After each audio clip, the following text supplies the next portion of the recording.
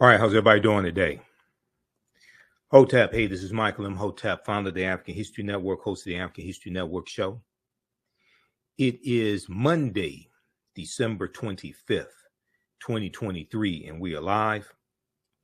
So I'm a talk show host, researcher, lecturer, writer, and historian. So today's presentation, you've heard me talk about this topic in the past. But today's presentation, since this is the Christmas season and we just had the winter solstice, today we're going to discuss Christmas origins, the winter solstice, ancient Kemet, one of the original names for Egypt, pagan traditions, and astronomy. And we're going to get into what the winter solstice is and the connection between the winter solstice, which marks the first day of winter, usually falls on December 20th, December 21st, December 22nd, once in a while, December 23rd, and the origins of the celebration of Christmas and why Christmas is celebrated on December 25th. And this deals with going back to ancient history and mythology coming out of ancient Kemet, ancient Egypt. All right, so get ready to take notes. Also, I'll give you information about where I'm speaking for Kwanzaa and give you information about the Kwanzaa bundle pack we have with my 2 online history courses, as well as my digital download lectures. We have all that in the bundle pack right now for limited time only for $100. Okay. All right. So now, if you've heard me speak before, I talk about how I may say some things that are outside the circumference of your own awareness. Just because you've never heard them before, disagree with them, or don't like them, does not mean it's not true. It just means you have to do some research to understand what I'm talking about. Okay. And I want to go to the slide here. And I learned this from one of my teachers, Dr. Ray Hagins, from the African Village. So oftentimes when, I speak, I do lectures, and I deal with information that may be controversial, I usually have people put their fingers together to form a circle, and I usually say something like this. The space inside this circle represents my realm of knowledge. Everything that I think I know about whatever I think I know is represented within the circumference of this circle. I must keep in mind that there are still things to know that exist outside the circumference of my own awareness. Okay, so just because you know everything that you know about what you know does not mean you know everything there is to know about what you know. There's still things that exist outside the circumference of your own awareness. Okay, so I'm not telling people don't celebrate Christmas, but as a historian, and I've studied the history of all of these European holidays, I think it's very important for us to understand the history behind these holidays we've been taught to celebrate. And even if you choose to continue celebrating them, once you understand the history behind them, it'll probably change how you celebrate these holidays. Okay. And 2 books I encourage people to read. And when I was studying the origins of Christmas, going back about 13 years now, going back to about 2010 or so, 2009, 2010, these are 2 books that I read in preparation for my lectures dealing with the origins of Christmas. These are books by Dr. Ishaka Musa Barashango, African People and European Holidays and Mental Genocide. African People and European Holidays and Mental Genocide. This is book 1, the yellow book, and this is book 2. And he deals with the origins of all these European holidays we've been taught to celebrate. So I'm going to give you, I have a slideshow presentation, and some of this comes from a 3-hour lecture I've done dealing with the ancient Kemet, the winter solstice, and the history of Christmas, which is available at our website, AfricanHistoryNetwork.com. And we have some articles I'm going to share with you as well. Okay, so you're going to learn a lot, hopefully, today. All right, now, we just commemorated the winter solstice, and the winter solstice occurs on December 21st. So we're dealing with the winter solstice. We're dealing with how it connects to ancient history as well. All right. Now, there's a good article dealing with the winter solstice from CNN.com. And when we deal with this history, it ties also into ancient Kemet and Asar, Aset, and Heru, who the Greeks called Osiris, Isis, and Horus, the first Holy Trinity. And it deals with Heru being born of a virgin birth on December 25th. Okay. So this is one of the pictures that you'll see here. One of the depictions of Aset, the virgin, the mother, with the horns and the sun disk. Heru in the form with the falcon's head, the adult Heru with the falcon's head, and Asar in the middle. And the Greeks referred to them as Isis for Aset. Heru they called Horus, Horus, and Asar they called Osiris. So we'll get into some of this mythology as well. Okay. All right. So even when we look at the Notre Dame Cathedral, right? And Notre Dame means Our Lady. When we look at Notre Dame Cathedral, we see that it was built on the remains of a temple dedicated to Isis. And this is also where the Black Madonna and Child comes from, because the Europeans were worshiping the Black Madonna and Child even before the African Moors go into Europe. Okay, so we're dealing with going back hundreds of years ago. Okay, and really understanding the influence from ancient Kemet and the Nile Valley region of Africa on Europe. So, and when we look at this history, Europeans were literally worshiping African people. Okay, even before the Moors go in, but even after the Moors go in 711 AD, they were literally worshiping African people. They were influenced by, both Greece and Rome were influenced by the teachings coming out of the Nile Valley region of Africa.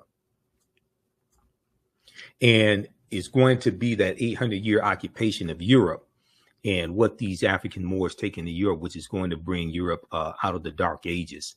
And as we see a rise in the European phenotype, we're going to see, as we see a rise in European powers, we're going to see a rise in the European phenotype.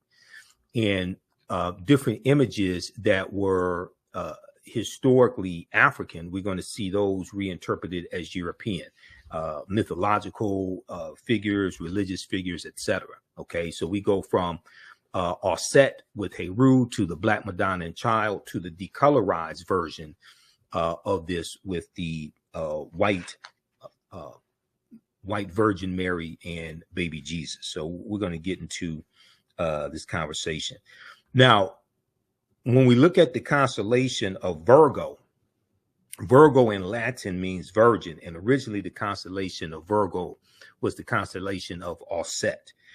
In ancient times, the Virgin Aset. Well, let me go to this article here from CNN.com, and we'll look at the winter solstice. So this is an article from December 21st, 2023.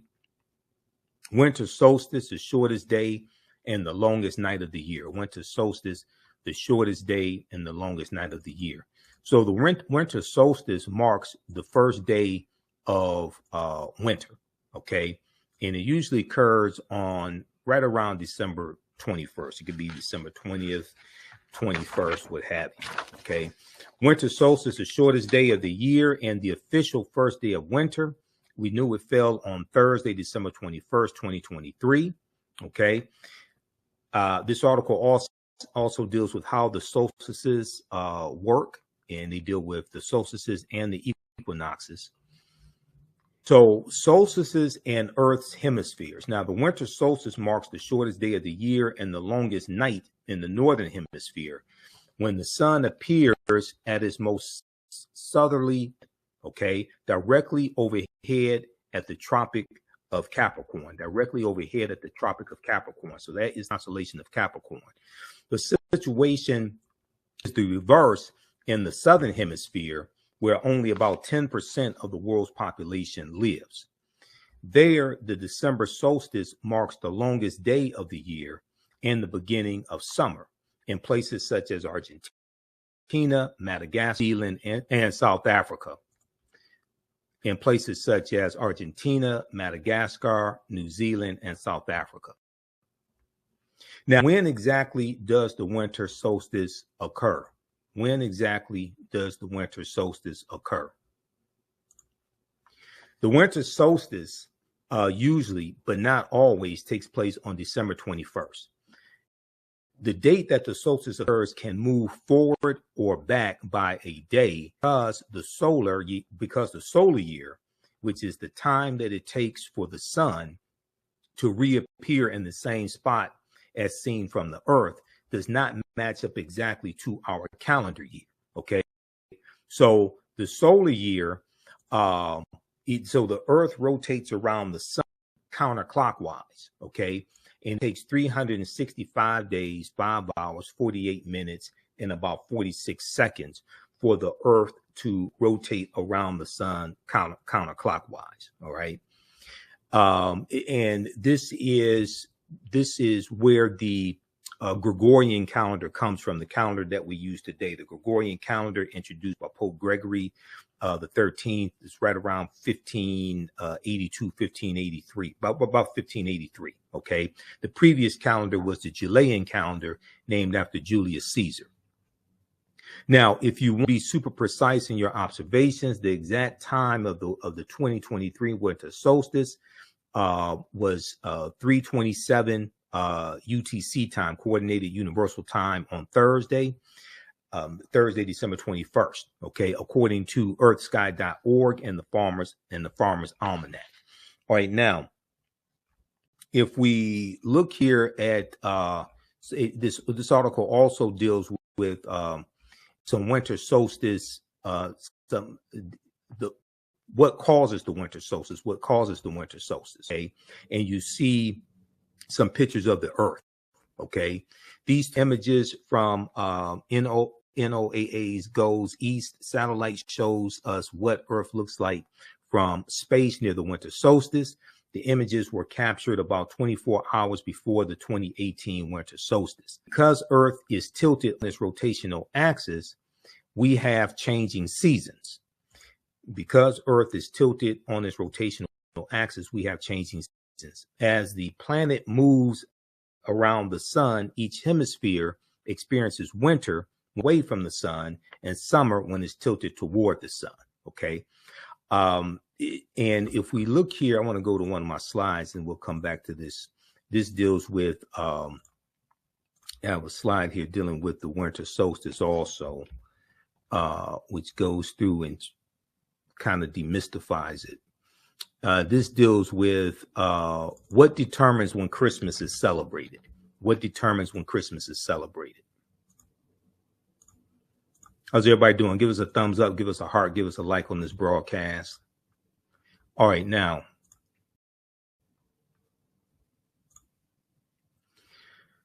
this information comes from McGraw-Hill Dictionary of Aviation. McGraw-Hill Dictionary of Aviation. What is the winter solstice?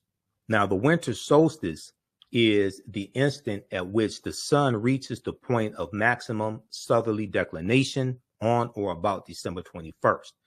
A solstice, which occurs when the position of the earth is at the perihelion, or when it is nearest to the sun, but its north pole is inclined away from the sun. It occurs when there is winter in the northern hemisphere and summer in the southern hemisphere.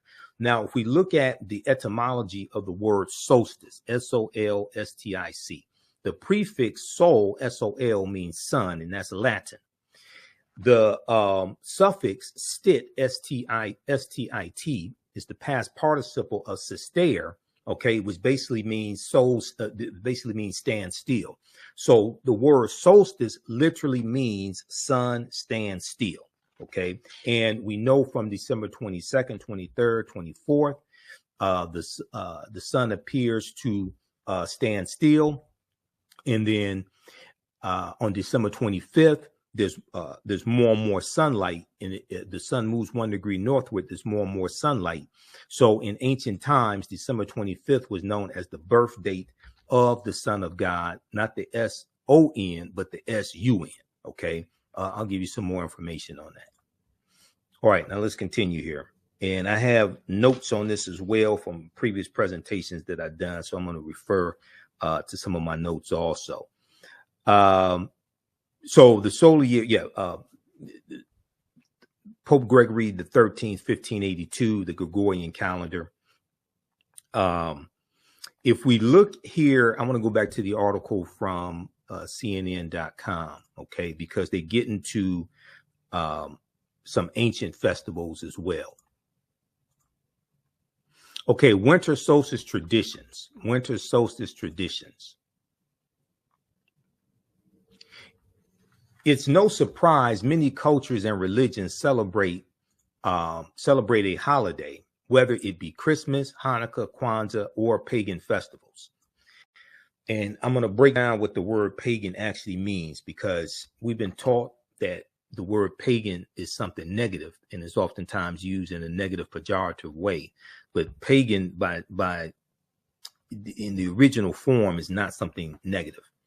That coincides with the return of longer days. Okay, it's no surprise many cultures and religions celebrate a holiday, whether it be Christmas, Hanukkah, Kwanzaa, or pagan festivals that coincides with the return of longer days.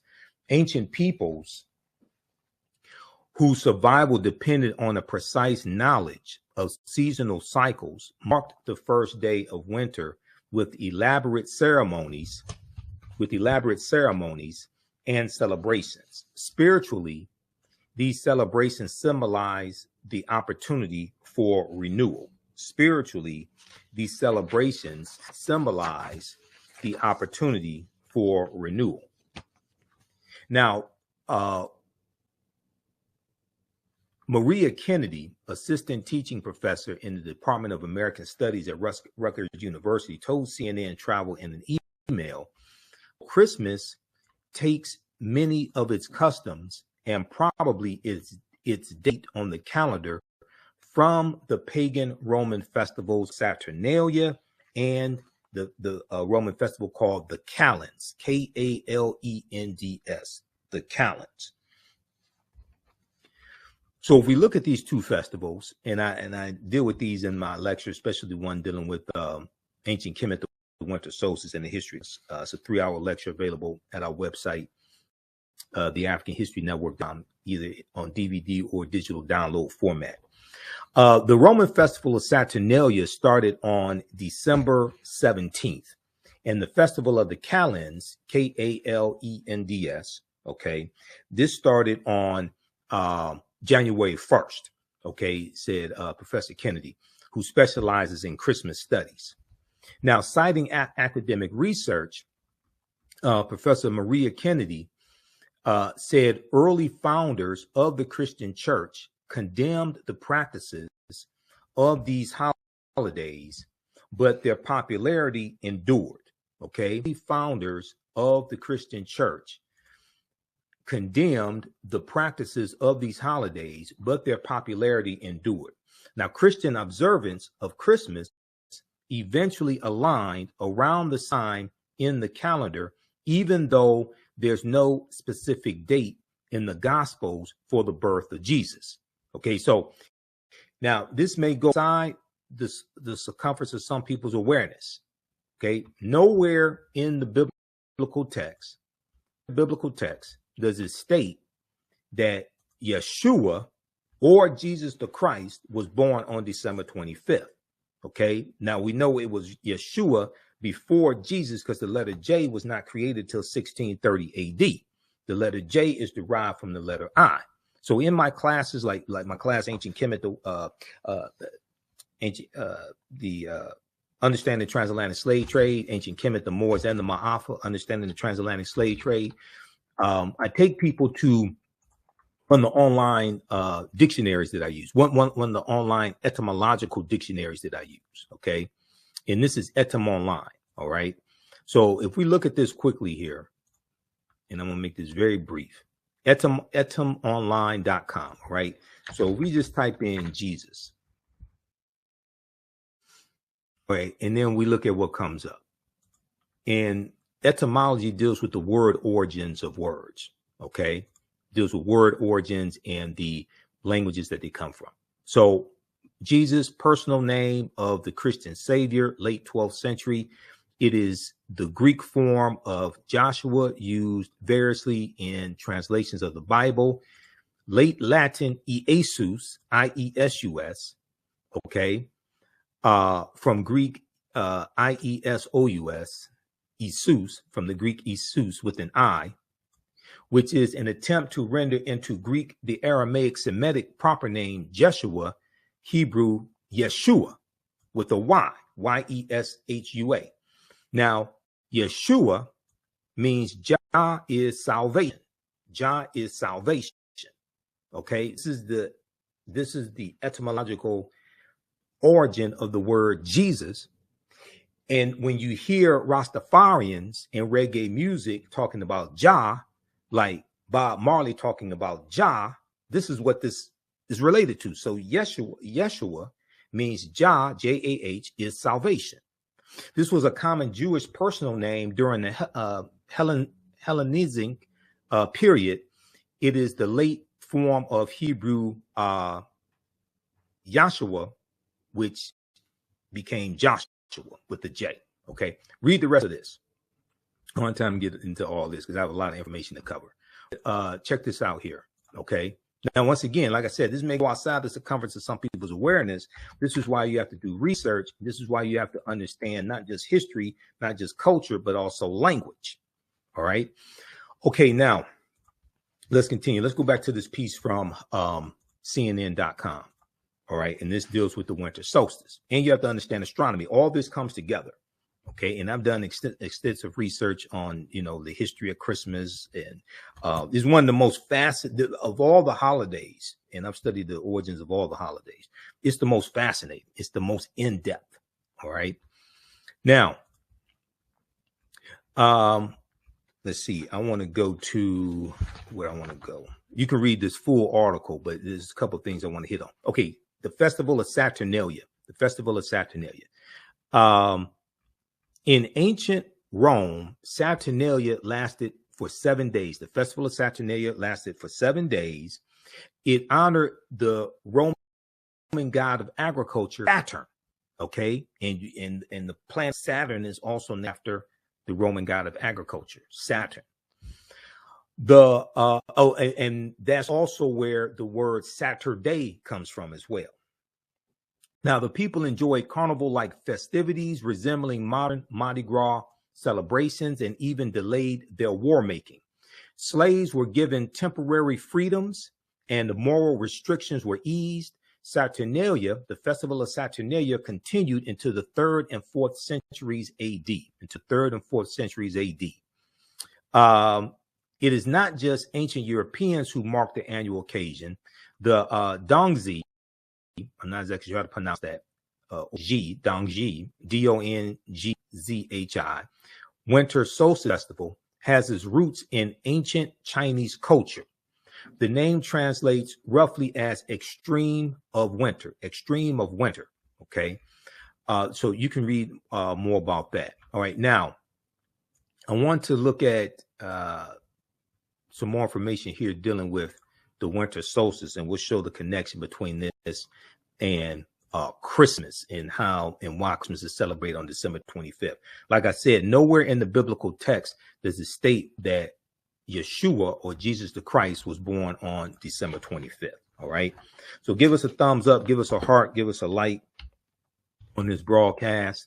And then also, if you like this type of information, you can register for we have our Kwanzaa bundle right now for a limited time only. It's at our website, AfricanHistoryNetwork.com, and it has two online history courses that I teach. Each one is over 30 hours. They're basically all on demand, and you get 15 of my lectures in digital download format. That's 76% off. So it's on sale $100. Okay. And it makes a great gift. It makes a great Kwanzaa gift. It's great teaching, great learning. I do a PowerPoint presentation. We have book references, articles, video clips, all of that. So it's right now at our website, AfricanHistoryNetwork.com. Okay. And that sale is going on until January 1st, 2024. All right, let's continue here.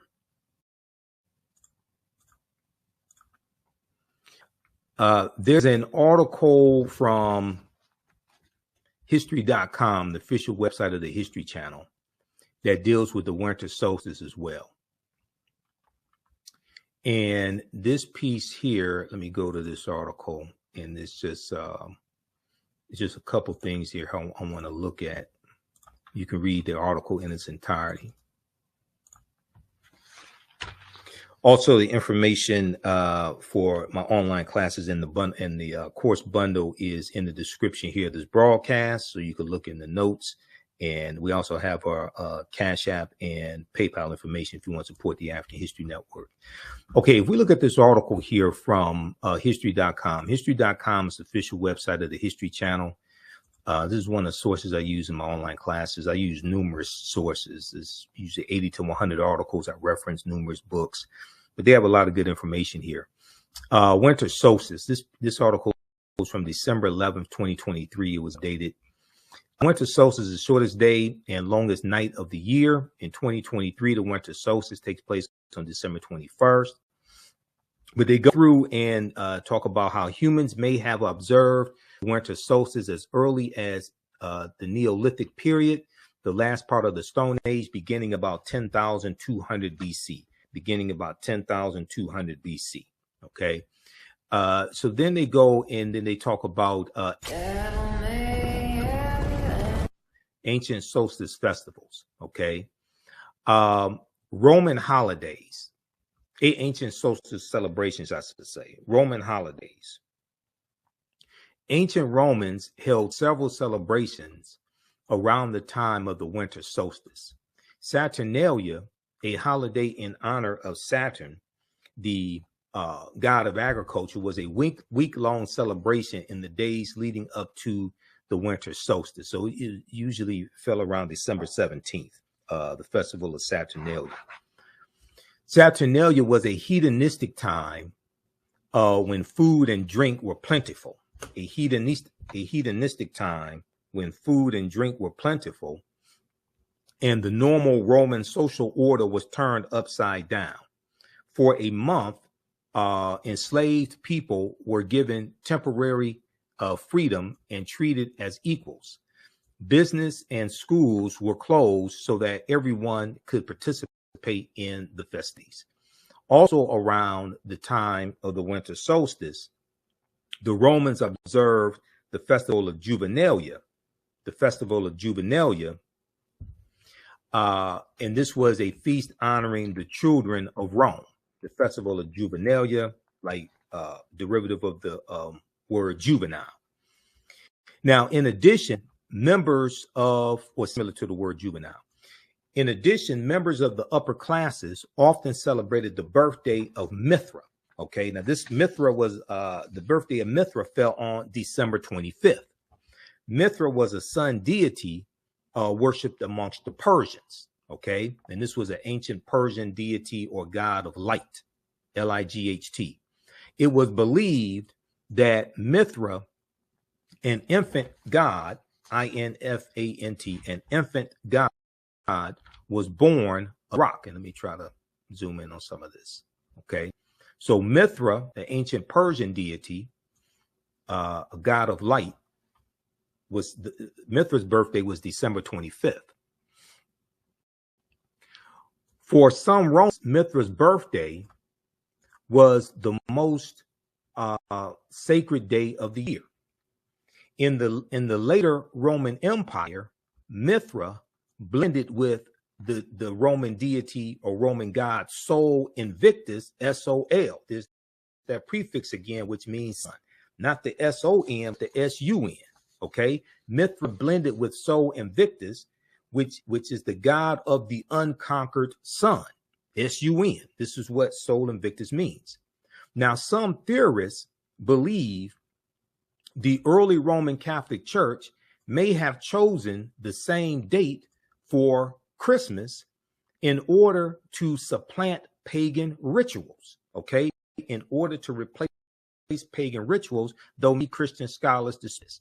But when we look at this historically, basically, this is what you see. As the Roman Empire is conquering groups of people, what they are doing is the Roman Empire is incorporating into their celebrations some of the elements that the people who they are conquering are already celebrating, to make the transition easier and to make the people accept being conquered, to make them accept being conquered more. Okay, so as they start incorporating these what are quote unquote pagan traditions, and I'm going to show you what the word pagan means, all this gets blended together. Okay, so this is when you study the history, this is what you see. Now, some people don't want to admit this, but you know, hey, I ain't make this up. Now, you hear about Yule and Yuletide, like in the song Yuletide carols being sung by a choir. What's Yule? Y-E-L-E, okay? Yule is the ancient Norseman or Nordic, as referring to northern Scandinavia, the ancient Norseman or Nordic Scandinavia celebration. They celebrated Yule from the winter solstice through January. So this comes from Scandinavia, Yule, Yuletide, and this all gets incorporated into Christmas. And we just know why we repeat them. We just participate in things and don't really know what we're participating in. Now, in recognition of the return of the sun amongst the Nordic in Scandinavia, fathers and sons would bring home large logs, which became known as Yule logs, Y-U-L-E, Yule logs. They would set one end of the logs on fire. The people would feast until the log burned out, which could take as many as 12 days. Now, this could be this probably contributes to the origin of the 12 days of Christmas. Now, the 12 days of Christmas is basically from December 25th to the eve of the Epiphany, which is January 5th. The Epiphany is January 6th, which is the first appearance of Yeshua, or the Christ child, okay? Visited by the Magi, the three kings, the three wise men, okay? So that December 25th to January 5th is that's where 12 days comes from. It's possible that the 12 days that it took for the Yule log to burn could contribute to that as well. But when you study Christmas tide refers to the Christmas season, refers to the 12 days of Christmas. Now, the Norse believed that each spark from the fire represented a new piglet, new baby pig, or calf that would be born during the coming year. Okay. All right. So read the rest of this also. It's a fascinating article, deals with a lot of history. And one of the good things about studying the origins of Christmas is that it deals with so much history, culture, language, all that. Okay. All right. So take a look at this article here. And let me see, what is there anything else in here? No, I think, yeah, that's all I want to cover here. All right, so check that out. That's at history.com, official website of the History Channel. Let's continue because I have a lot of information to go through. Okay, let me go to, I want to go back to my slides, my PowerPoint presentation here. Now, I talked about the word pagan, okay? Let's look at what the word pagan actually means. And then we're going to go through some more of these slides here. Where is that? Pagan. Now, pagan is a word that is misused to speak negatively about a group of people. It's used, especially in European anthropology, etc., European archaeology, European anthropology.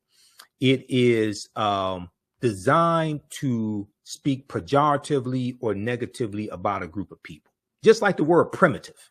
Okay, primitive means primary or first. Now, if they say African people were primitive people, well, we were, because we were the first people, but they use it in a negative term. They use it in a negative way. So we have to understand how these words are used, okay, and deal with the real meaning and disarm them of this weapon. So let's look at pagan. All right. And SB Lampkin in Detroit said, awesome, always great information. All right. I wanted to do the broadcast Sunday, but I was tied up Sunday and I was tired. I couldn't do it. And I had to go back through all my notes and pull this presentation together so everything flows pretty smoothly. All right. Now, if we look at this definition of pagan from the American Heritage Dictionary, a pagan is, as a noun, is an adherent of a polytheistic religion in antiquity, especially when viewed in contrast to an adherent of a monotheistic religion. Okay, now right there, you're dealing with European superiority, because the mistake Europeans make, especially in like archaeology, anthropology, things like this, is they say that African people believed in many gods, and they say, well, Europeans, with the three Abrahamic religions, with Christianity and Judaism and then Islam, but they say Europeans believed in one God, the supreme being. Okay, so then they try to elevate. Now, this may go outside the circumference of some people's awareness. So they try to elevate Christianity and say, oh, well, these primitive people, these pagans, they believed in many gods, they were heathenists, things like this, right? They don't want to tell the truth. African people dealt with the many manifestations of that one supreme force, of that one supreme principle.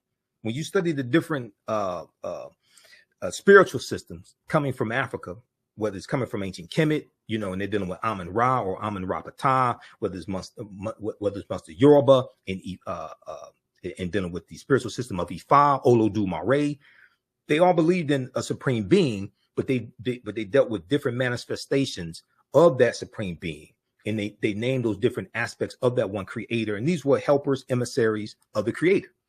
You have the same thing in Christianity. They just disguise it as something different. They call them patron saints. Okay. So let me show you this in a minute, and I'll show you exactly what I'm talking about. Let's continue here with this definition. Okay. So an adherent of a polytheistic religion in antiquity, especially when viewed in contrast to an adherent of a monotheistic religion. Now, a neo-pagan is an offensive term, one who has no religion, an adherent of a religion other than Judaism, Christianity, or Islam. They are a neo-pagan. Okay. Now, if we look at the etymological derivation of the word pagan, it's Middle English coming from late Latin paganus, Paganus, from Latin, which means country dweller, civilian, from the word pagus, Pagus, which means country or rural district. So basically, what pagan means, it just referred to something indigenous to a group of people who lived in rural areas, or what we may call today people who live in the country. It just dealt with something indigenous to them. Because of white supremacy, because of European anthropology and archaeology and things like this, pagan has become something negative. But in its purest sense, it's not something negative. Okay? So we have to be careful of how these words are used and how we use these words. All right, now, let's continue here. So let me show you an example of what I'm talking about. Okay? Now, if we look at patron saints, right? And let me go to my slide here on patron saints, because I teach about all this in my classes. Where is my patron saint slide? Okay, we got Bishop Nicholas. Okay. What is a patron saint? Now, we look at the Britannica Concise Encyclopedia. You can also go to Britannica.com. Britannica.com. I have a subscription to Britannica. I have subscriptions to so many things. Washington Post, New York Times, pay National Geographic $25 a month, Time Magazine, Atlanta Journal-Constitution, $10, Britannica.com, $8.99 a month. I monitor about 35 different news sources on a daily basis. And a lot of this stuff I have to pay for, because once you read like 3, 4, 5 articles in a month, the paywall comes up. You have to pay for all that stuff. A patron saint is a saint to whose protection and intercession a person, society, church, place, profession, or activity is dedicated. This is a patron saint. The choice is usually made on the basis of some real or presumed relationship. For example, St. Patrick is the patron saint of Ireland because St. Patrick, who was a former British slave and who was, now this may go outside the circumference of some people's awareness. St. Patrick was a mass murderer for the Christian church because St. Patrick killed thousands of Druids to force Christianity on the people of Ireland. And when I do my presentation dealing with the history of St. Patrick's Day, we get deep into this. So St. Patrick is a patron saint of Ireland because he is credited with introducing Christianity there. Now, Patrick was British, okay, because Britain, this is before you have England, okay. England doesn't come about to about 11th century AD, something like that.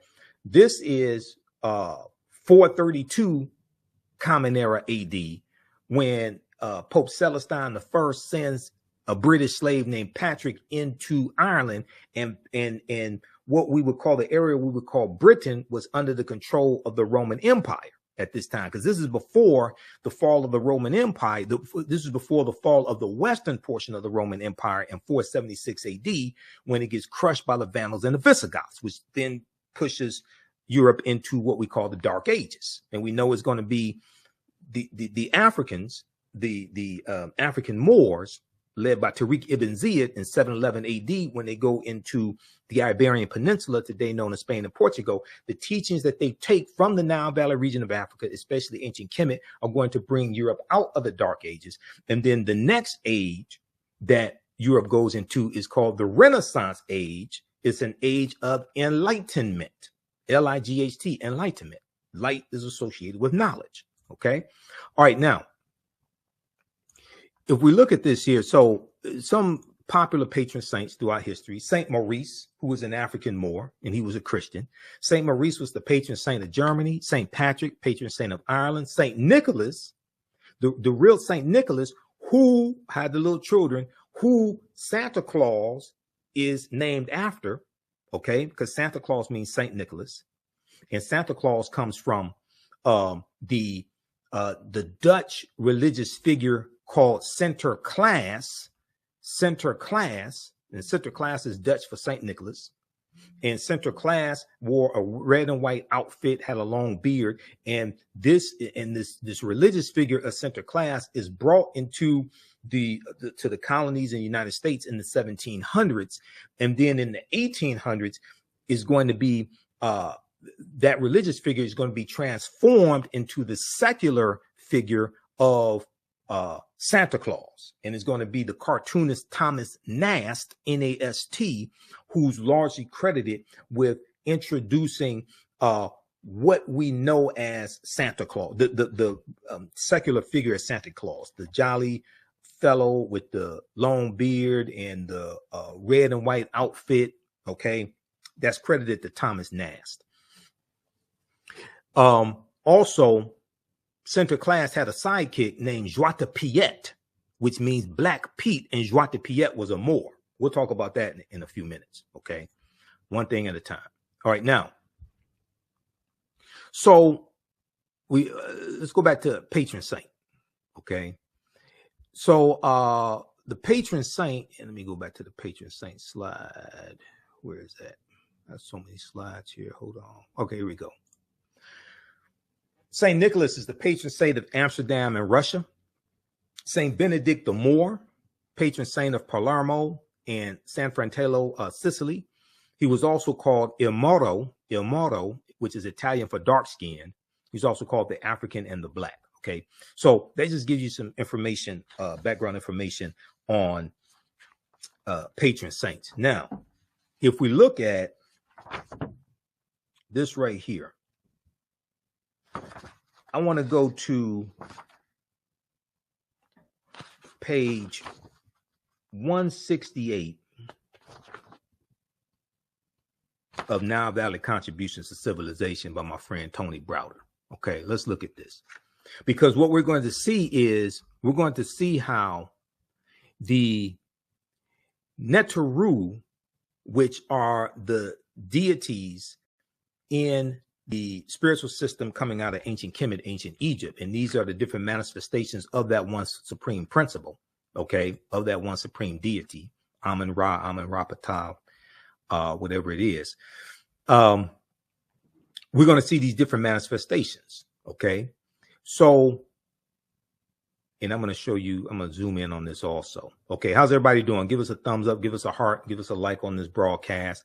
Also, if you want to support the African History Network, $ the AHN Show through Cash App, $ the AHN Show through Cash App. Also through PayPal, paypal.me/the AHN Show. That helps us keep doing the research, stay on the air, keep broadcasting, pay for a lot of these services that I use, etc. And be sure to register for you can order my bundle pack.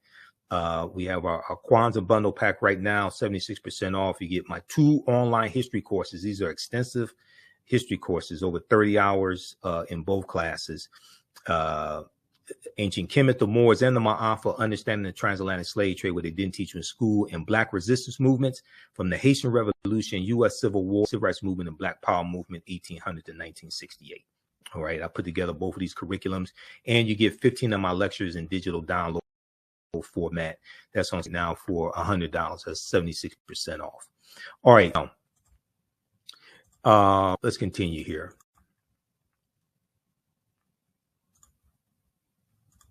Okay, so let's look at this here. And I interviewed Tony Browder back in April 2023. We talked about why Nile Valley contributions, why Nile Valley history is important.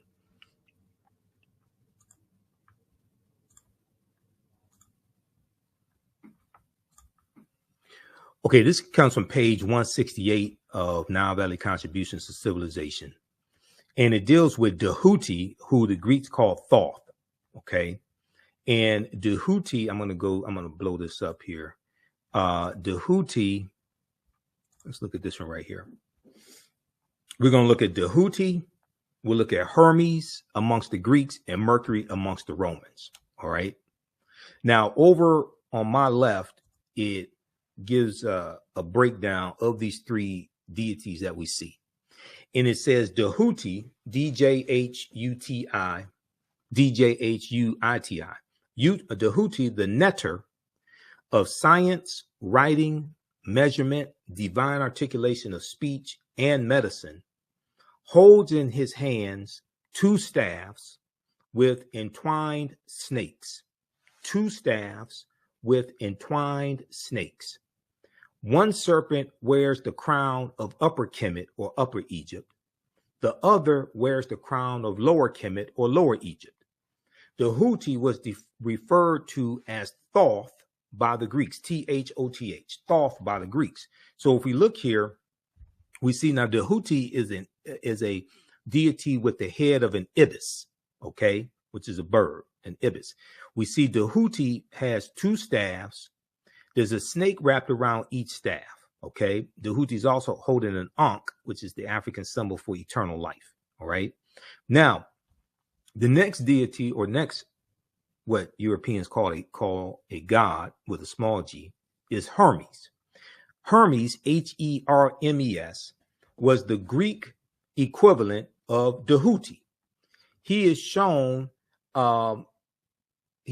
carrying a staff which has 2 entwined snakes, 1 staff with 2 snakes wrapped around it. Okay.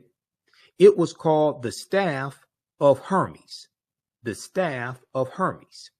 In Greek mythology, Hermes was associated with wisdom, and the Hermetic sciences were named in his honor. Now, and then when you study the origins of Freemasonry, you see that the 42 books of Hermes were essential to Freemasonry as well. Okay. Now, so if we look here at this image here of Hermes in the middle, he has, Hermes has 1 staff with 2 entwined snakes. Okay. He's shown carrying a staff which has 2 entwined snakes. Now, the next deity is the Roman deity of Mercury, the Roman deity of Mercury. And we see, you know, Mercury, like when you watch the old Hercules cartoon, and you know, you have Mercury, and you know, different mythological renderings of Mercury. See Mercury with the wings on his feet, right? So Mercury is, it says Greek, but Mercury is actually Roman. Mercury is the Roman version of Hermes and Tahuti, and he is similar in all aspects. The staff that Mercury carries is called the caduceus, and it has been adopted as the universal symbol of medicine. So you see, when you go study this, you're going to see how the deities, the Neteru, these different manifestations of the one supreme force, are going to influence the deities in Greece as well as Rome. Okay. Now, this book here, let's see. This book here breaks down different deities in it. Okay, now this is Ancient Egypt by Lorna Oakes and Lucia Gallen. Okay, and I use this in the class also sometimes. It's a good book. It's written from a more European perspective, but you can get your feet wet because it's full color. It has all this stuff from ancient Kemet in it. Okay, but there's one thing that I like in here is that it has a and which page is that? It has a guide in here to the different deities. Now it's from a European perspective, the deities, because they have the Greek names for most of them. But where the hell? I thought I had it dog eared. Where is that? Hold on, let me find that.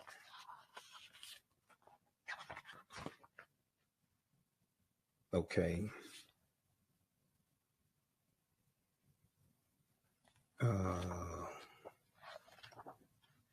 Just a second here. I got a number of pages dog-eared. Where is that?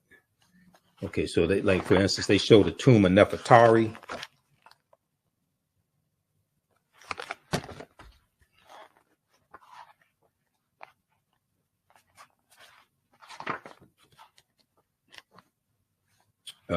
They show the pyramid of Khafre.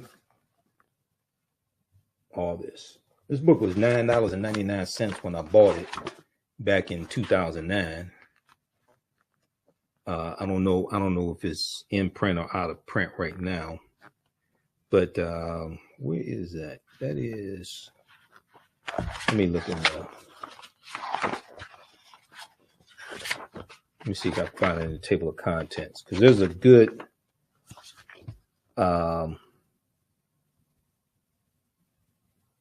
There's a good chart that they show. Oh, I think it's page 266. There's a good chart that they show of all the deities. Well, not all the deities, but a lot of them.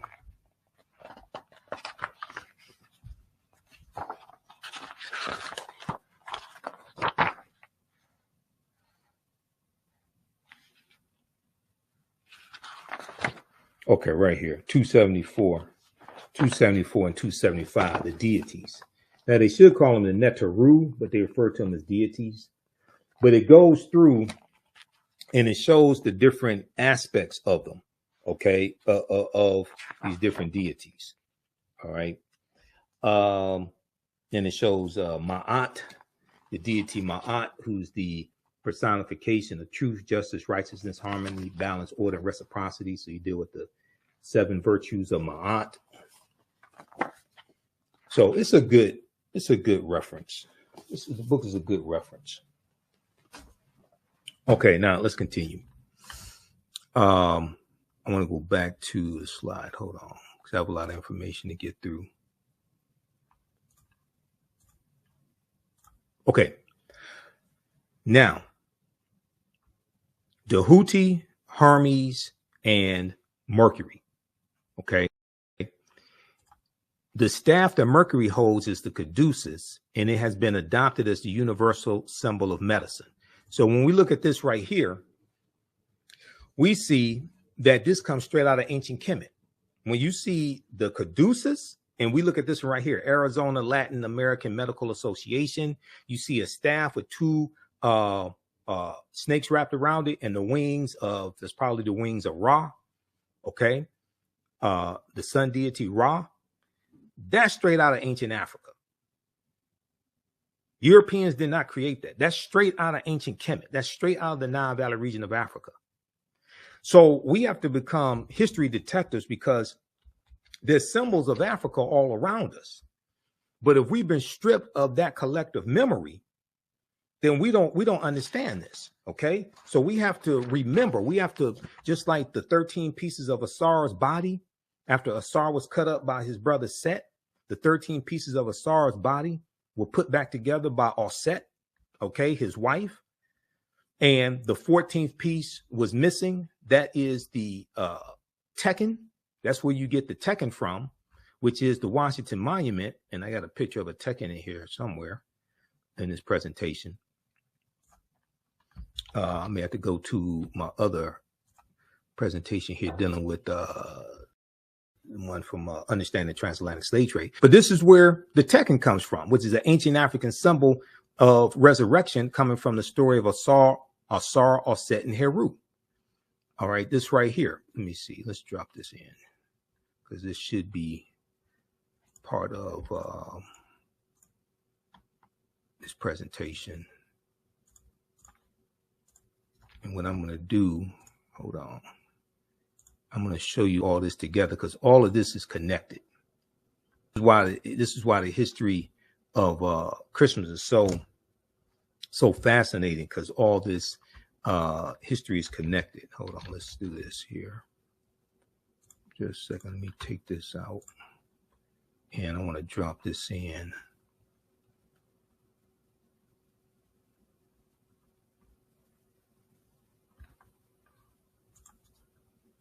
Okay, let me drop this in here. So,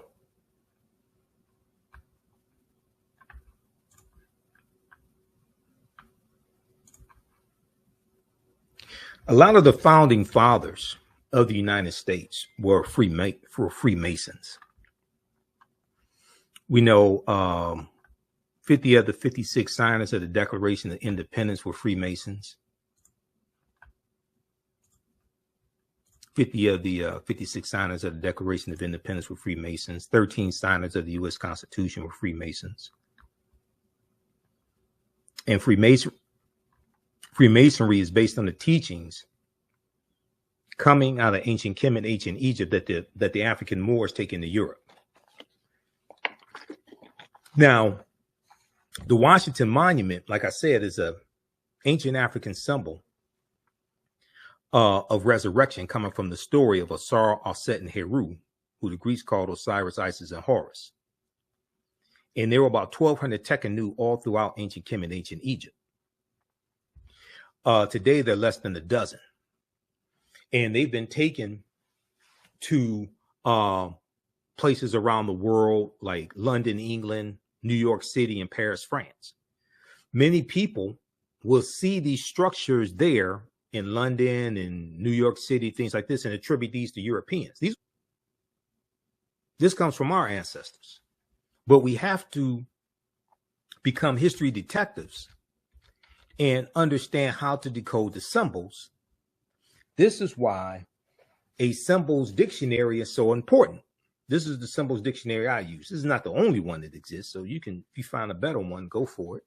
This is called Signs and Symbols, an illustrated guide to the origins and meanings. And when we look on the front of it, we see ancient Kemet in ancient Africa. We see the Eye of Heru. We see a pyramid. We see the caduceus right here. Okay, universal symbol of medicine coming straight out of ancient Kemet.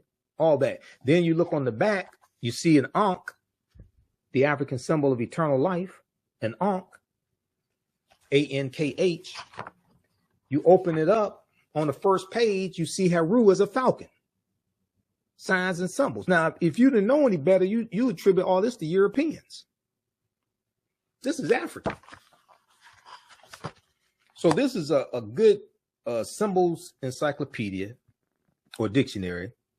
It contains about 2,000 symbols, decode the secrets and uncover the origins and meanings of over 2,000 signs and symbols, from ancient hieroglyphs, the metal netter, to modern day logos. There's Africa all throughout here. But if you think that you're nothing but an N-word because you listen to negative corporate control hip hop all day, and you think you're a thought and a bad bee and all this dehumanizing, pejorative, negative, derogatory terms that are thrown at us, you won't know that this is talking about you. Or if you think your history started in slavery, okay, you won't know that this is talking about us. All right, now let's continue here. Everybody all right? Everybody like very quiet. Okay, now let me just show you some more of this dealing with Tekken, right? So ancient Egyptians, ancient Kemetic people called the obelisks or Tekkenu. Okay, the Greeks call them obelisks. They're Tekkenu. You'll see different spellings for Tekkenu. Tekkenu for plural. And they were also used to tell the time in the past. Their pinnacles were basically covered in gold to reflect the sunlight. Historians say that obelisks represented immortality and eternity, and their long structure helped connect the heavens and the earth. Currently, what's known as Cleopatra's Needle is the name given to 3 ancient Kemetic or ancient Egyptian obelisks or Tekkenu, one in New York City, one in London, England, and one in Paris, France. However, they do not all come from one Egyptian site. The obelisks in New York, or the Tekkenu in New York City and London, England, are carved out of red granite from the quarries of Aswan, a major source of stone for Egyptian antiquities. The 2 obelisks were commissioned by Nesubiti or Pharaoh Thutmose III for the Temple of the Sun in Heliopolis, near modern-day Cairo, with each weighing about 224 tons and stands 68 feet tall. Now, this is a fascinating article from face-to-faceafrica.com from May 17, 2022, called Cleopatra's Needle, How 3 Ancient Egyptian Obelisks Ended Up in New York City, London, and Paris. Okay. Now, there were approximately 1,200 Tekkenu built in ancient Kemet, but only about a dozen or less than a dozen are found in Egypt today. Many of the Tekkenu removed from Egypt are now in Istanbul, Turkey, London, England, Paris, France, Berlin, Germany, New York City, Rome, Italy, and Vatican City, and elsewhere throughout the world. The Tekkenu are now called obelisks by their new owners, and few people know their origin or that they symbolize the resurrection of the African king Asar. Now, this comes from page 17 of Egypt on the Potomac by Tony Browder. And this is one of the books we use in the class also. And I talked about the Hermetic sciences and Freemasonry. The word Mason is derived from the Latin word mass and sun. Mason means child of light and expresses the desire to pursue light, L-I-G-H-T, which is a metaphor for the sun, which symbolizes knowledge.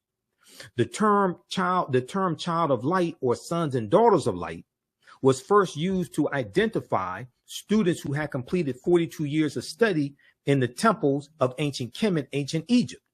Many Masonic temples, and there's a Masonic temple right here in Detroit that we held our high school graduation in there, Cass Technical High School, over 30 years ago. Many Masonic temples were modeled after the temples in ancient Kemet, ancient Egypt, places where light or knowledge was imparted in a series of steps or degrees. D-E-G-R-E-E-S. So when you read, for instance, George G.M. James' book, Stolen Legacy, okay?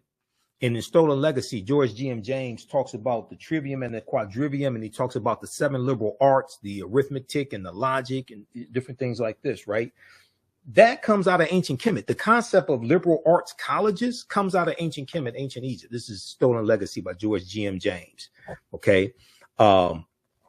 Greek philosophy is stolen Egyptian philosophy. Greek philosophy is stolen Egyptian philosophy. And while you're at it, also read one of Dr. Malefe Kete Asante's books. And I just interviewed Malefe, was it April 2023? I just interviewed Malefe. We dealt with the Queen Cleopatra, the seventh controversy, in a documentary from Jada Pinkett Smith. The Egyptian philosophers, ancient African voices from Imhotep to Akhenaten. This is before the Greek philosophers. Okay, they deal with ancient Kemetic philosophers before the Egyptian philosophers, before Aristotle, Socrates, Plato, all those Anaximander, all those Greek philosophers. All right, let's continue here. So this is page 18 and 32 of Egypt on the Potomac. Now, Masonic temples are considered houses of light or temples of learning. The term Mason, child of light, is a direct reference to the highest degree of the Kemetic education system. The 33 degrees of instruction within Freemasonry represent a fraction of the 360 degrees of instruction that comprise the ancient Kemetic system of education. Yet with less than 10% of the wisdom of our ancient African ancestors, Freemasons have held positions of influence and power throughout the world for over 200 years. This is page 33 of Egypt on the Potomac by Tony Browder. Okay. All right. Now, so when we talked about the Houthi. Now, this relates to Christianity. How does it relate to Christianity? Well, I'm glad you asked. Page 95 of Nile Valley Contributions to Civilization. Browder talks about how the story of Asar, Aset, and Heru being born of a virgin birth on December 25th, is the first story in the recorded history of man of a holy royal family, or the Trinity. The Immaculate Conception, the virgin birth, and the resurrection. Okay? Evidence of this Trinity is known to have existed in ancient Nubia or Ta-Nehisi, and Nubia is the mother of ancient Kemet, as late as 3,300 BCE, before the Common Era or before the Christian Era, as late as 3,300 BCE, which means it existed before then. We're talking about over 5,000 years ago that you have this Trinity carved on the walls of the temples of Luxor around 1380 BCE, before the Common Era or before the Christian Era, are the scenes that depict the following. Now, some of this may go outside the circumference of some people's awareness. Just because you never heard it before, disagree with it, or don't like it, does not mean it's not true. It just means you may have to do some more research to understand what I'm talking about. Okay? Let's look at this. The Annunciation. Okay, so the drawing in the bottom, my bottom left-hand corner, number 1. The Annunciation. The Neter, the Houthi, who I just showed you the depiction of the Houthi with the 2 staffs and the snake wrapped around each staff. Okay, the Neter, the Houthi, is shown announcing to the virgin Aset, who the Greeks called Isis, the coming forth of their son Heru. Now, this is known as the Annunciation. Number 2, the Immaculate Conception. So the second diagram, the second sketch down there. The Neter Neph, K-N-E-P-H, who represents the Holy Ghost, and the Neter Het Heru, who the Greeks called Hathor, are symbolically impregnating Aset, who the Greeks called Isis, by holding Ankhs, which is the African symbol of life, to the nostrils of the Virgin Mother to be. This is the Immaculate Conception. 3, at the top here, the virgin birth. Aset is shown sitting on the birthing stool, and the newborn child, Heru, is attended by midwives. Number 4, the Adoration. The newborn Heru is portrayed receiving gifts from the 3 kings, or magi, while being adored by a host of gods and men. Now, these These are ancient stories going back thousands of years, long before Christianity was created. This is where this stuff comes from. Now, in the Christian story, it is the angel Gabriel, the messenger angel Gabriel, that delivers to the message to the Virgin Mary that she is going to give birth to Jesus, or Yeshua, because the letter J didn't exist till 1630 AD. Even when you look at the Holy Quran, in the Quran, the prophet's name is Isa with an I. Why? Because when the Quran was written, the letter J didn't exist. So now some people may say, well, our pastors don't know this. Don't be so sure. Okay. I'm not trying to start a fight, but ministers and pastors, when they go through the seminary, they take at least one class in what's called comparative religions. Okay. Well, how do we know? Well, this is a very famous pastor that everybody talks about, right? That actually wrote a paper about this. Okay. Who am I talking about? Did you know in 1949, Dr. Martin Luther King Jr. when he was at Crozer Theological Seminary, he actually wrote a paper dealing with the influence of the mystery religions on Christianity. Well, I never heard anything about that. They didn't talk about that during Dr. King Day. Well, you're going to the wrong people. Because when I do my, number one, I don't get asked to speak at a lot of Dr. King Day celebrations because I talk about the revolutionary Dr. King. I talk about the Dr. King that owned guns until Bayard Rustin convinced him to get rid of his guns. Okay, so I talk about the revolutionary Dr. King, but I talk about this on Dr. King Day. Now, this is from the King Institute at Stanford.com. Sorry, Stanford.edu. The King Institute at Stanford.edu. All right. And I learned this from one of my teachers, Dr. Ray Higgins, years ago. Dr. Ray Higgins did a broadcast where he talked about this. Now, this is by Dr. Martin Luther King Jr. He wrote this between November 29th, 1949 to February 15th, 1950. He was at Crozer Theological Seminary in Boston, Massachusetts. Dr. King wrote a paper called The Influence of the Mystery Religions on Christianity. Okay, now I'm going to go through the whole thing. You can go through, read this, but here's what I want to focus on. He talks about the influence of Osiris and Isis. Let me scroll down to this. He talks about the influence of Osiris. He talks about Adonis. This is another crucified savior, Adonis. So like you read the books, the Christianity Before Christ by Dr. John G. Jackson, The World's 16 Crucified Saviors by Kersey Graves, you start realizing there's a whole lot of stuff we weren't taught. Okay. So let's look at this here. This is Dr. Martin Luther King Jr. that Republicans love to quote. We don't want to talk about any of this stuff.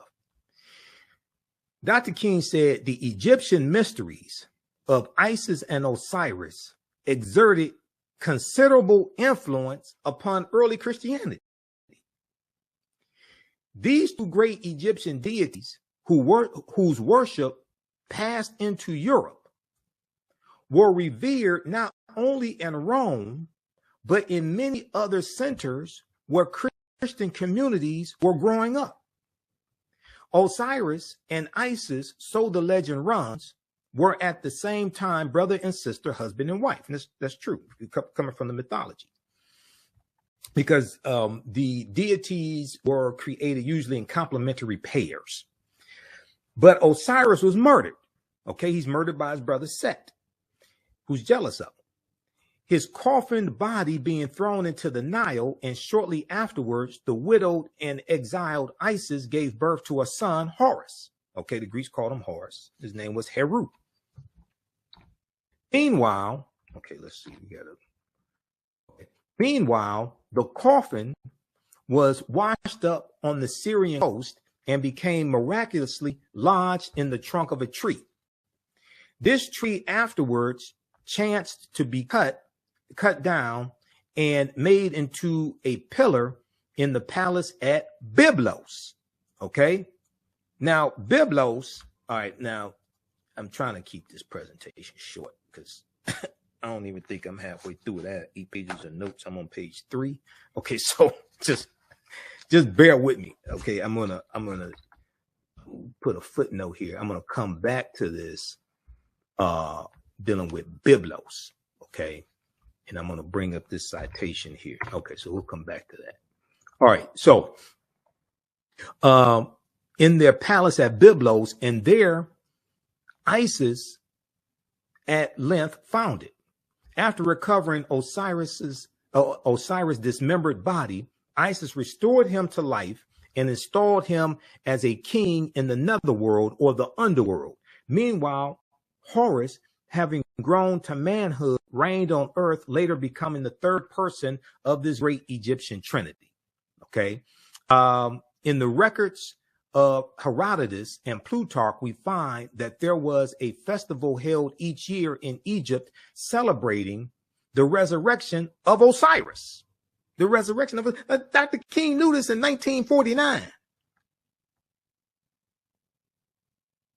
While Herodotus fails to give a date for this festival, Plutarch says that it lasted 4 days, giving the date as the 17th day of the Egyptian month Hathor.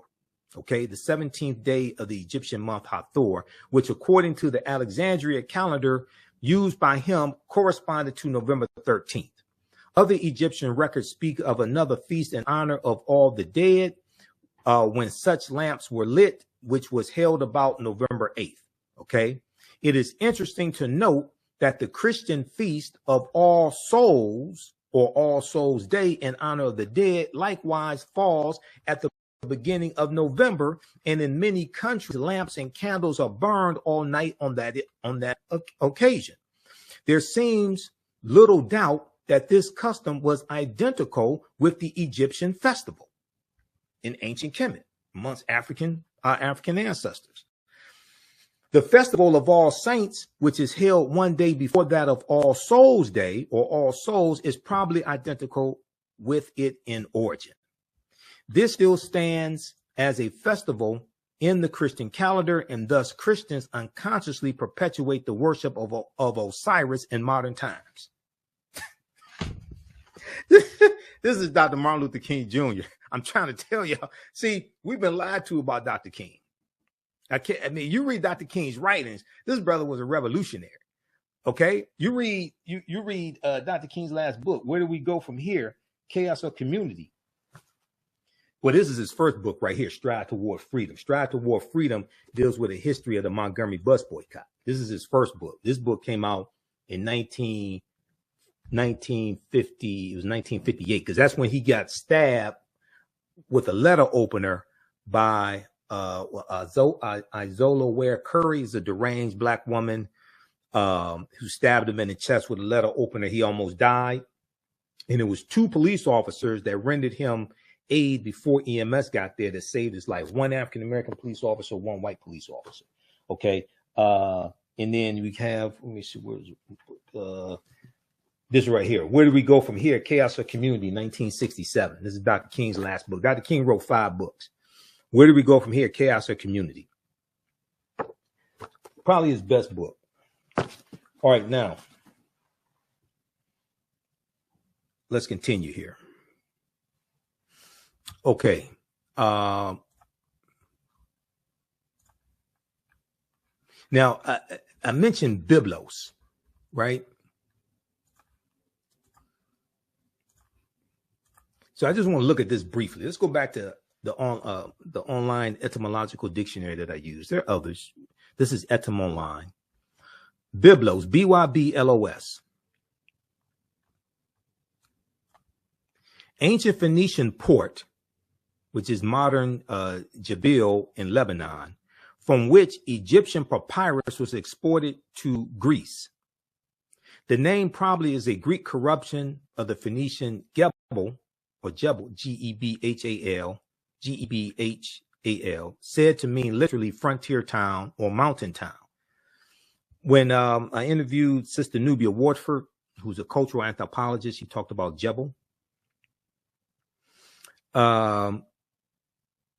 Okay, so it goes through, which is perhaps a folk etymology of the older Phoenician name, which might contain El, El, which is God, like Gabriel or Michael. Michael means he who is like God. The Greek name also might have been influenced by or come from an Egyptian word for papyrus, biblos. Now, when we look at biblio, B-I-B-L-I-O, biblio, word forming element meaning book or sometimes Bible, from Greek biblion, paper scroll, also the ordinary word for a book as a division of a larger work, originally a diminutive of biblos, B-Y-B-L-O-S, Egyptian papyrus. This is perhaps from biblos, B-Y-B-L-O-S, biblos with a capital B, the Phoenician port from which Egyptian papyrus was exported to Greece. Or the place name might be from the Greek word, which then would be probably of Egyptian origin. Okay. All right. So read the rest of this here as well. This deals with biblos, B-Y-B-L-O-S. All right. Now, let's continue because I want to try to wrap this up. How you all like this type of information? Give us a thumbs up, give us a heart, give us a like. If you like this type of information, the online classes that I teach, and they're all archived now. They're all on demand. The information will blow you away. So you can register. We have our Kwanzaa bundle pack right now. It's at our website, AfricanHistoryNetwork.com. You get my 2 online history classes that I teach. It's over 30 hours of content in those classes, and 15 of my lectures in digital download format. That's all on sale for $100. That's 76% off. Okay, let's continue. Let's go back to the PowerPoint presentation.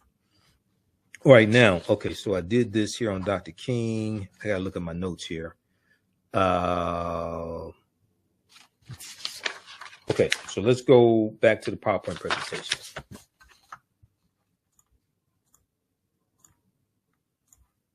All right, now we're gonna go to, I'm gonna go through this stuff step by step.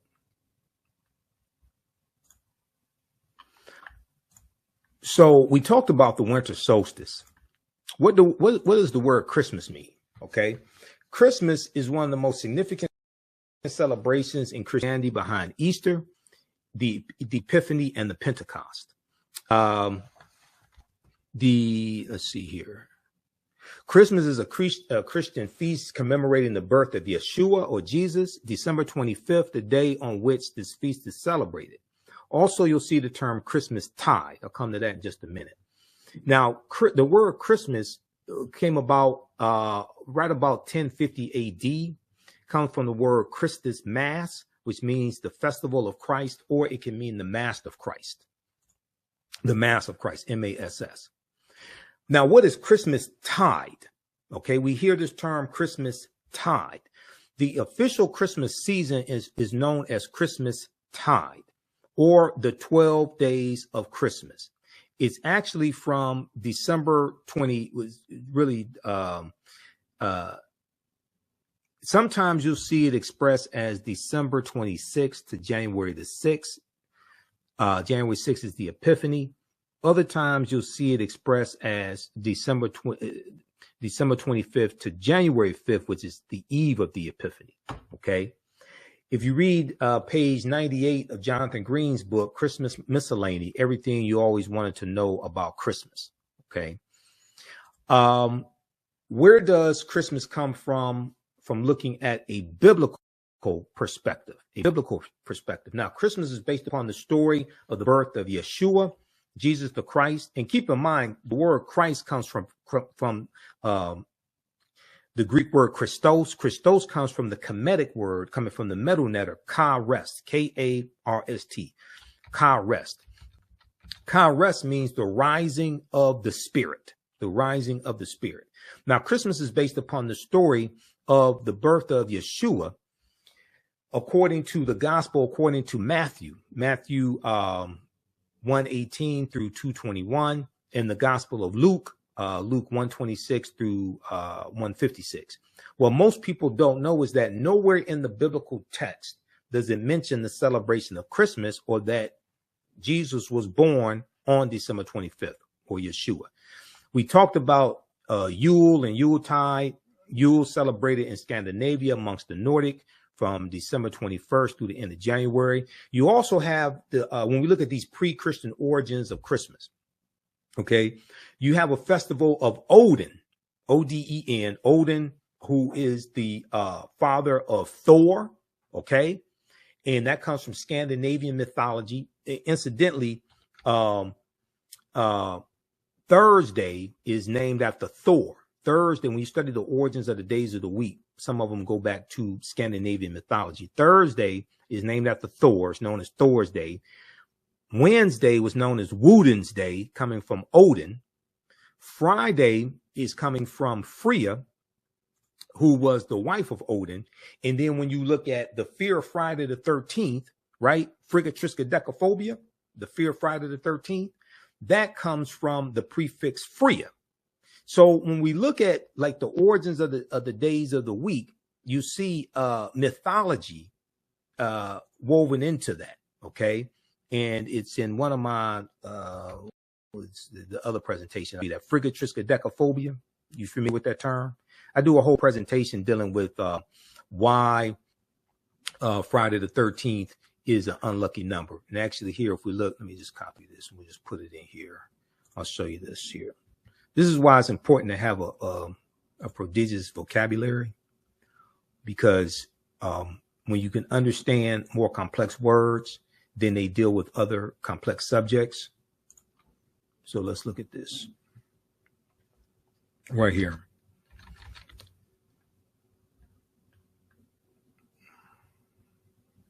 All right, let me wait. Okay, here we go.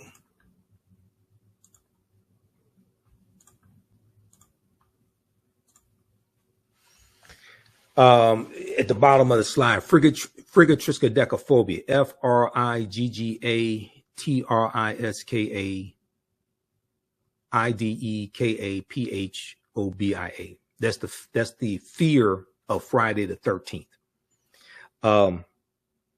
Triskaidekaphobia is the fear of the number 13. Frigatriskaidekaphobia is the fear of Friday the 13th, especially the unfounded fear of Friday the 13th. All right, now. All right, let's continue. That's still got a lot to get through. Okay, Christmas tide. Okay, Christmas from a biblical perspective.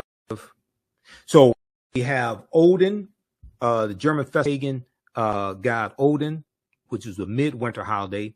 The festival of Saturnalia, Roman festival of Saturnalia, largely December 17th to December 25th.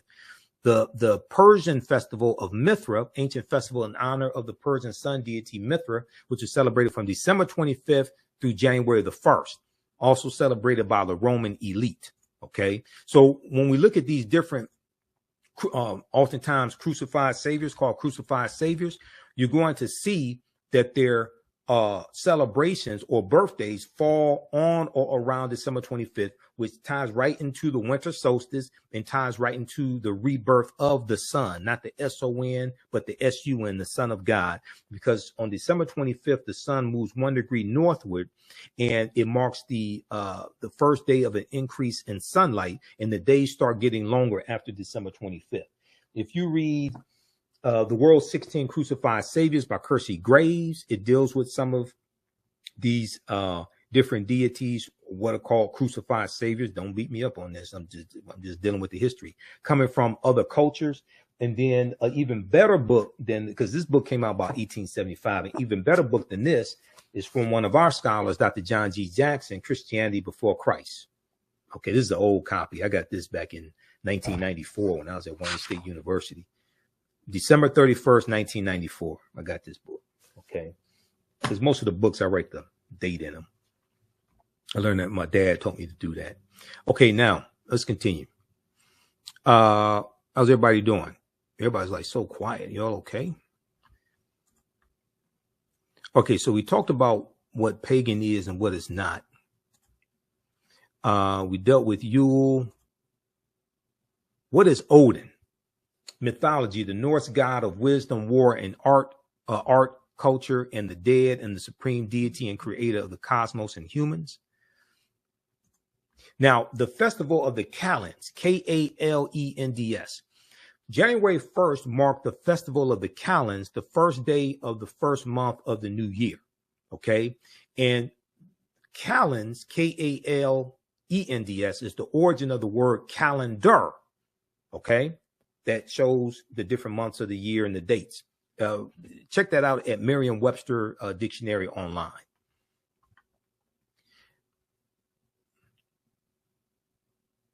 Okay, now I talked about how this is all related to astronomy, and December 21st, the winter solstice, the first day of spring, the first day of winter. The vernal equinox marks the first day of spring. Okay, March 20th, March 21st.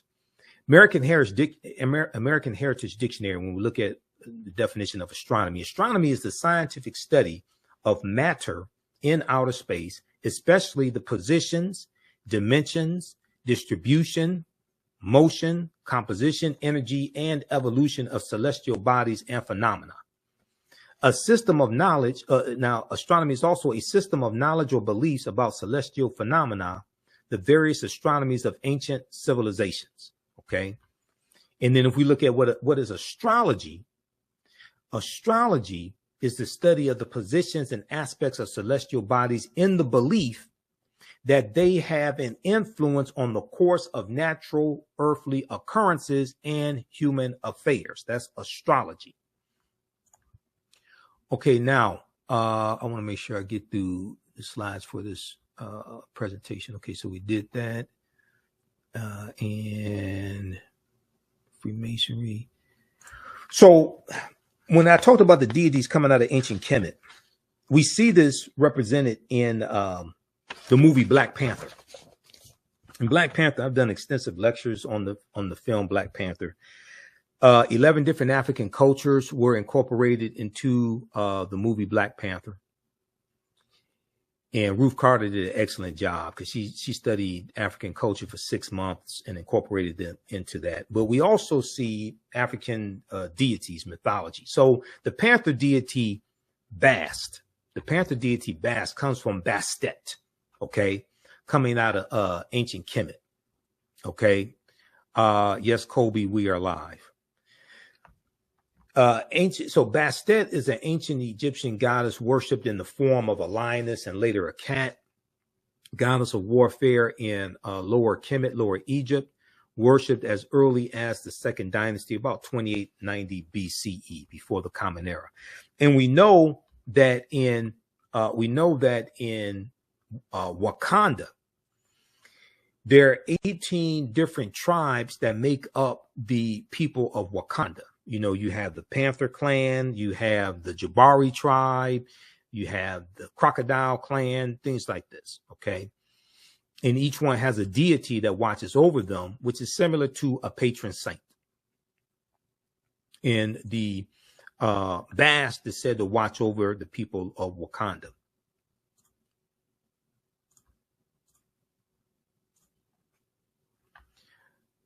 All right, let's continue here. Okay, so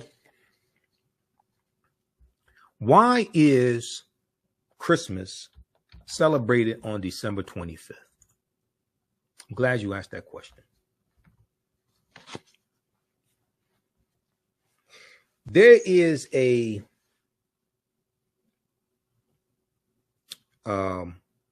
a book that I got in 2011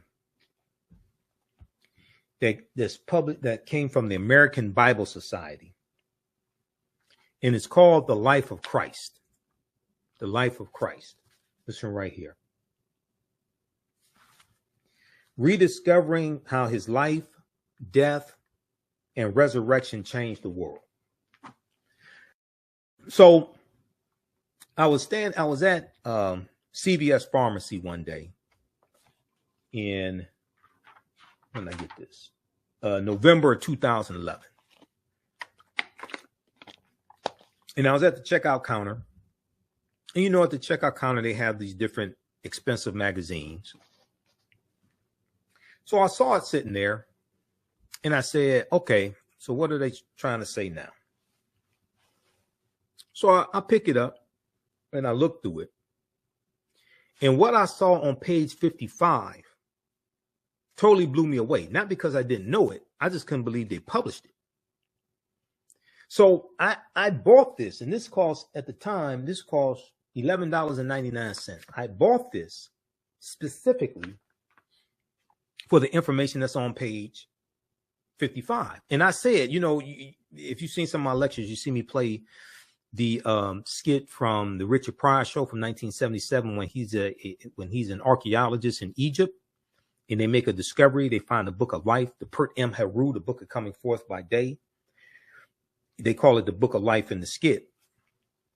And Richard Pryor says, I have to get this book out of here. The brothers back home are not going to believe this. This will change the course of history. History will be changed. That's what I said when I saw this. I said, I got to get this book out of here. Now, I paid for the book. I ain't steal it. But I said, I have to get this book out of here. Here's what it says.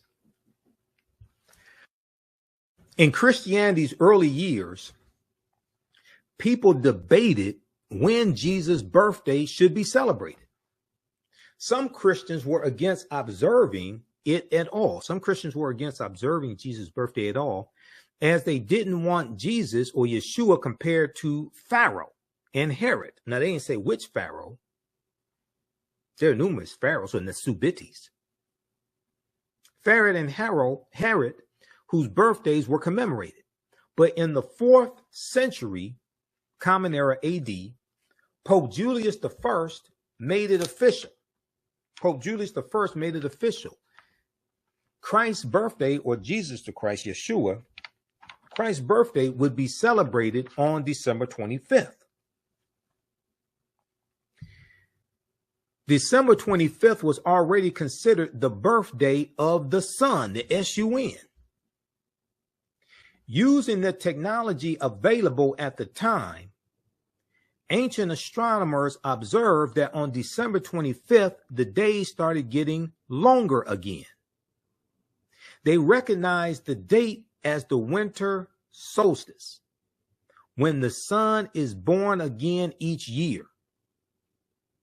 The Romans celebrated the birthday of the god Sol Invictus, or the unconquered sun, on December 25th. This day was also recognized as the birthday of Mithra, the sun god of the ancient Persians, and the birthday of Attis, an agricultural god worshipped in Asia Minor. By choosing December 25th, the church avoided upsetting the masses. No one wanted their festivals canceled, so the church simply combined the new Christian holiday with pagan traditions. Now, this is not me saying this. The American Bible Society put this out, and they're absolutely correct. I just couldn't believe they admitted it. Notice the term pagan traditions. Pagan, I believe, was made negative for a reason. Because if you think it's negative, then you won't investigate. You say, oh, I don't want to be associated with anything pagan. They did it to us again. So now this is a coin here, a leaf disc dedicated to the deity Sol Invictus, the unconquered sun. All right. Now, what's interesting is that I did lectures 2011, 2012, and I was citing this information. And if you go to history.com, official website of the History Channel, you look up Christmas, they have some of the same information there. Okay? This stuff is not hidden. It's just not pushed forward. It's not prevalent. They feed us nonsense. They feed us Sexy Red and light-skinned Keisha, and Cardi B and Megan Thee Stallion. Just nonsense. Rick Ross and Lil Wayne. They feed us distractions. But you have Europeans that know the truth. So here's what happened. I had a sister that contacted me. It was 2012, about 2012, I think it was. Year after this book came out. And she said that she bought the 2012 version of this book, The Life of Christ. She bought the 2012 version. And she said in the 2012 version, the information that's on page 55 in the 2011 version is not in the book at all. So if you get this online, if you get this from Amazon or something like that, get the 2011 version. I don't know if they saw any of my presentations, but I just find it interesting. They were accurate in what they said. I find it interesting they removed it. Maybe they got a whole lot of backlash and people complained about it, you know. So, hey, sometimes, you know, people can't handle the truth. Okay, let me see where I am. Okay, now. Okay, we did that. And I'm going to talk about Joie de Piet, Black Pete. I'm going to talk about this very briefly. Then I want to get to pages 120. What I'm looking at? Pages 128 and pages 126 to 128 of Christianity Before Christ by Dr. John G. Jackson, because this stuff is going to blow you away. This stuff is going to totally blow you away. So I teach about Joie de Piet and Black Pete. I mean, Black Pete, Joie de Piet, and Sinterklaas in my classes as well. When you study this history, I mean, it's fascinating. And this ties into the history of the Moors also. So there was a good article from the Washington Post that I came across some years ago. And this article deals with the origins of Black Pete. Now, Black Pete is a Moor who's a sidekick to Sinterklaas. Okay, and this comes from the Dutch. And this, every November, early November to December, they have this parade celebrating Sinterklaas and Joie de Piet coming into the Netherlands, coming from Spain on a steamboat. Okay, this article is called Sinterklaas and Joie de Piet. Why a holiday has me talking to my kids about blackface. Why a holiday has me talking to my kids about blackface. Very, very good article. This is written by Tracy Brown Hamilton, December 4th, 2018. Okay. Now, here they show, see, these Europeans dress up like Black Pete, Joie de Piet. They put on blackface makeup, red lipstick on their lips. They put on clothes that emulates the Moors in 17th, 18th century in Europe. And then you have Sinterklaas, and they're on the steamboat, okay? So in this piece here, it says the tradition is on the second Saturday of November. The second Saturday of November, Joie de Piet, also known as Black Pete, arrived in the Netherlands on a steamboat from Spain. Now, Spain is where the Moors go into Europe from Morocco. They go into what was known at the time as the Iberian Peninsula, which today is Spain and Portugal, and conquer southern Spain. And they go all throughout Europe and bring civilization to Europeans. Okay, arrives in the Netherlands on a steamboat from Spain, along with Sinterklaas, a towering, thin, and plushly dressed figure. Hundreds of people gather to watch the steamboat arrive, with the Piets dancing and waving while brass band music plays until Sinterklaas disembarks on a white horse, with the Piets walking at his side to greet and offer treats to children. The ritual repeats in cities across the Netherlands until December 5th, the name day of St. Nicholas. So it's either December 5th or December 6th, depending upon which country you're in, the name day of Bishop Nicholas. Okay. who was a 3rd and 4th century bishop in Myra, which is modern day Turkey. Now, Joie de Piet, or Black Pete, according to folklore, is an assistant to Sinterklaas and of Moorish descent. Traditionally, since Piet's first appearance in a children's book in 1850, Joie de Piet is portrayed as a very dark-skinned character with large red lips, curly black hair, and giant hoop earrings. When Piets appear in person, they are portrayed by volunteers in blackface.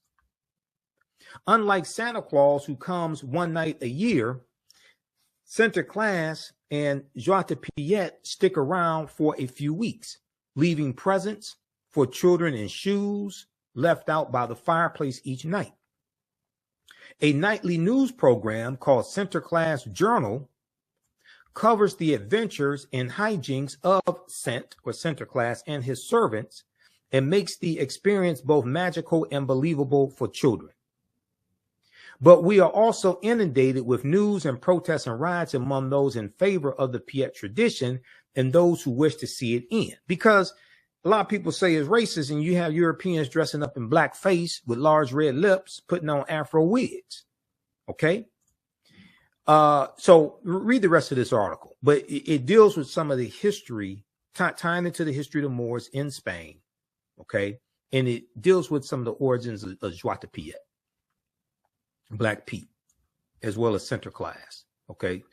So read this article. Sinterklaas and Joie de Piet, why a holiday, has me talking to my kids about blackface. All right, now.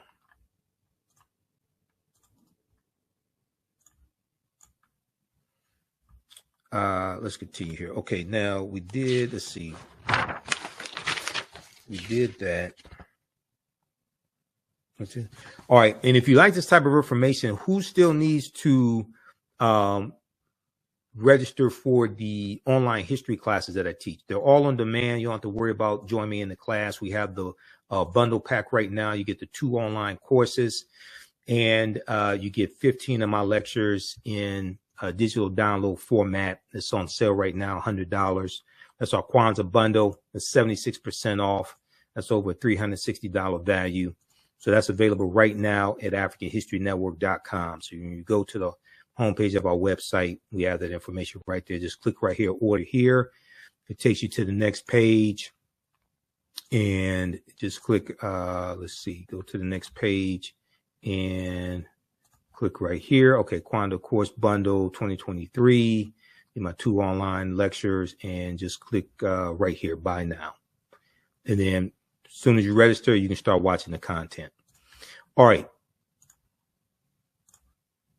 I want to go to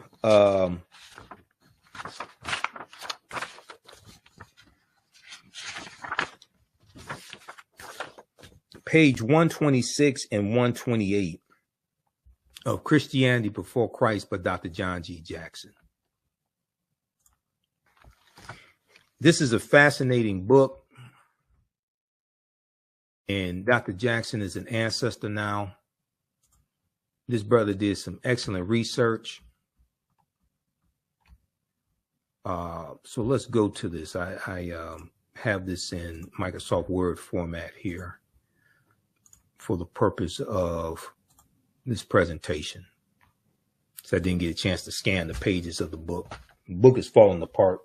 So I got this book December 31st, 1994. But here's what it says.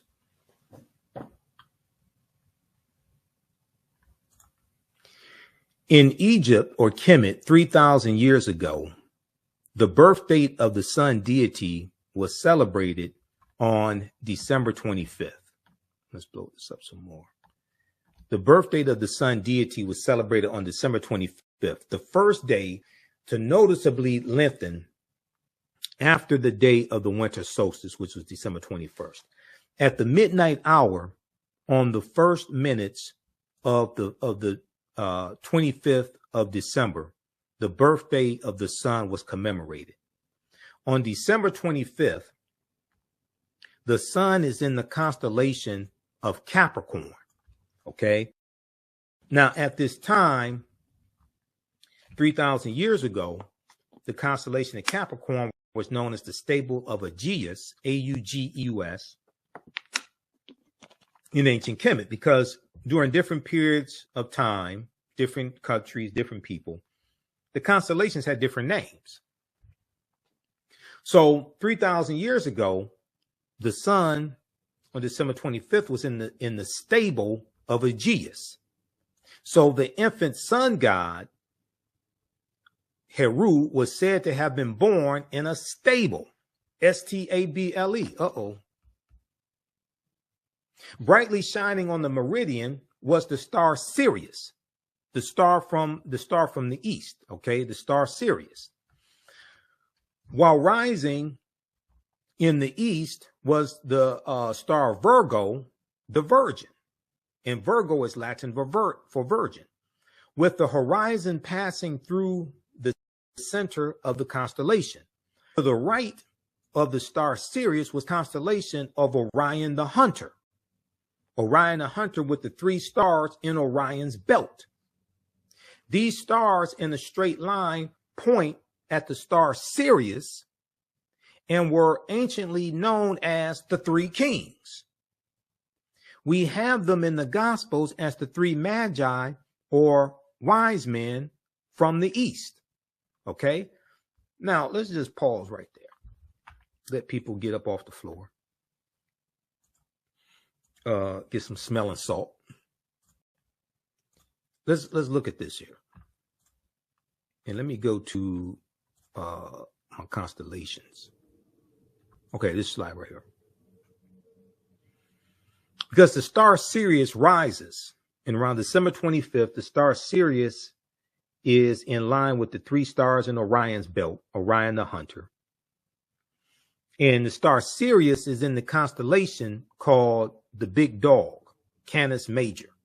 You have the big dog and the little dog. These are the 2 dogs, the constellations that follow Orion the Hunter. In ancient times, the constellation of Orion was Osiris. And you have 3 stars in Orion's belt. Okay. The star Sirius, because the star Sirius is in the constellation of Canis Major, the big dog, the star Sirius was called the dog star. The star Sirius was called the dog star. You ever heard of Sirius Radio? S-I-R-I-S. And it was at one point Sirius XM radio, Sirius XM satellite radio. What was their logo? Their logo was a dog with a star on his head. Why is that? Because the star Sirius is in the constellation of Canis Major, the big dog. So Sirius was known as the dog star. This is where this comes from. Now, to go a step farther, not just like totally knock people out, because I don't want to do that. You ever heard of the Dogon of Mali? And let me see, where is it? It's in my other presentation. You ever heard of the Dogon of Mali in Burkina Faso? So these are ancient African people, the Dogon. And according to their oral tradition, they come from the Sirius A and Sirius B star system. And I have the slide somewhere. Let me see. I have so many presentations. Just slow down. Hold on. Where is it? We had the Dogon in. Let me see. Where are they? There's also a good article on this from face-to-faceafrica.com as well. I'll pull that up here in just a minute. Where is my slide on the Dogon? I saw it. Oh, here it is right here. I knew I had it.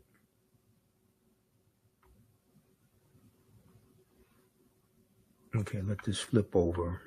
Just a second here. Let me see where we're going. Zoom slideshow.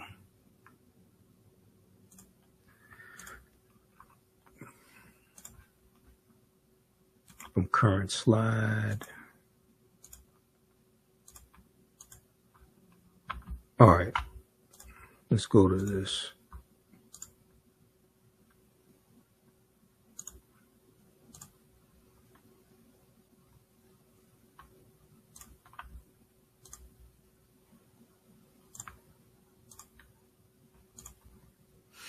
The Dogon of Mali, they leave ancient Kemet around 400 BC. They go into Central Africa, West Africa. They called the Series A Sigitolo. They called Series B Potolo. And let's look at, so according to their oral tradition, and I'm not going to get deep into this because that's a whole, I mean, Professor Kaba, one of my teachers, Professor Kaba Hiawatha Kamene, you've seen numerous interviews I've done with him. He did a 1 hour, he did about a year weekly program some years ago when I was on Blog Talk Radio, dealing with the Dogon and the cosmology of the Dogon, mythology of the Dogon, all of that. Let's look at this piece quickly here from face-to-faceafrica.com. And which one is this? Okay. This deals with the Dogon tribe of Mali discovered this invisible star centuries before Galileo invented the telescope.